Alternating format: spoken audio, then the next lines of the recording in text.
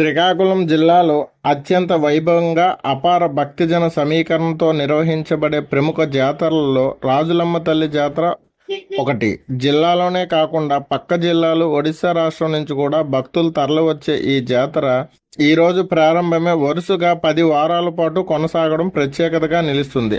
ఆధ్యాత్మిక విశ్వాసం, సాంప్రదాయం, భక్తి భావాలు సమ్మేళనంగా ఈ జాతర శ్రీకాకుళం ప్రజల జీవితాల్లో ఒక ముఖ్యమైన భాగంగా మారింది.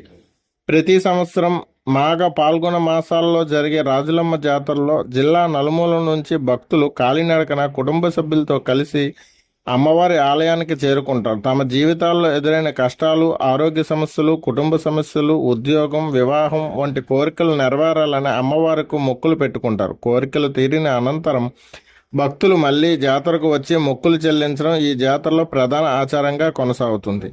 ఇది చిన్న వచ్చారు 400 సంవత్సరాలుగా ఇక్కడ తెక్కిపీఠంగా ఈ రాజులమ్మ తల్లి ఇక్కడ ఉండడం జరిగింది. ఇది ఒక భక్తి జనందరికీ తెలుసు. ఇక్కడ రాజులమ్మ తల్లి, శ్రీరాజరాజేశ్వరి, రాజమ్మ తల్లి అని 3 పేర్లు పిలువబడుతుంది. కానీ శ్రీరాజరాజేశ్వరి, రాజమ్మ తల్లి అని పెట్టుకుని మేమేంటంటే ముద్దుగా ఒక తల్లి శ్రీరాజులమ్మ తల్లి పేరు బాగుంది, ముద్దుగా ఉందని చెప్పి 3 పేర్లు తల్లి ఇక్కడ పిలువబడుతుంది. అప్పటి నుండి ఇప్పటి వరకు తల్లి అప్పుడు ఏంటంటే భక్తులు చాలా తక్కువ.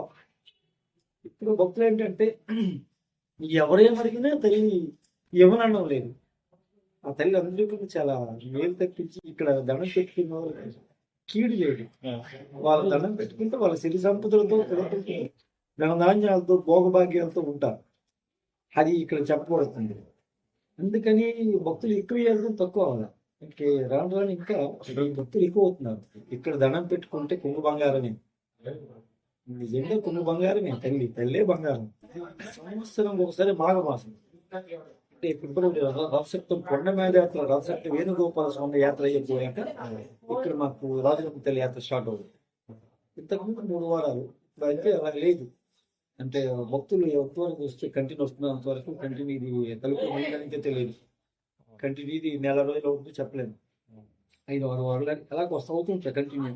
ఎప్పుడైతే భక్తులు ఆగుతారో అప్పుడు ఈ తల్లి ఉదయం కూడా క్లోజ్ చేయడం. విశాఖపట్నం, తూర్పు గోదావరి, పశ్చిమ గోదావరి, మొత్తం మహారాష్ట్ర, అలాగని అటు సైడ్ ఇంకా తమిళనాడు చాలా మంది ఉంటారు. ఒక్క దేశం లేదు, చాలా వరకు వస్తాను.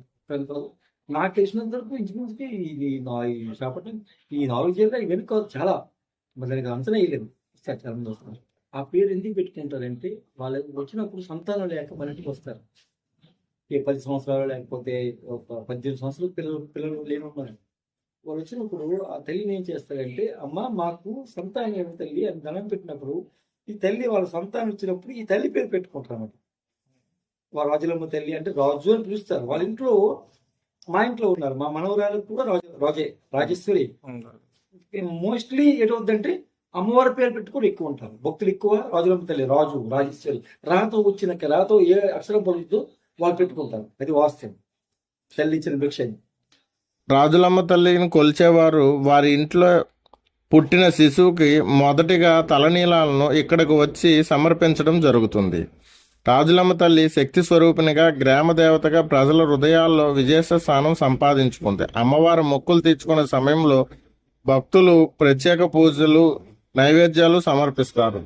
కొందరు తలనీలాలు, దీక్షలు, ఉపవాసాలతో అమ్మవారి కృపకు పొందాలని విశ్వసిస్తారు. ఈ ఆచారాలు తరతరాలుగా కొనసాగుతూ వస్తున్న సాంప్రదాయక ప్రతీకగా నిలుస్తున్నాయి.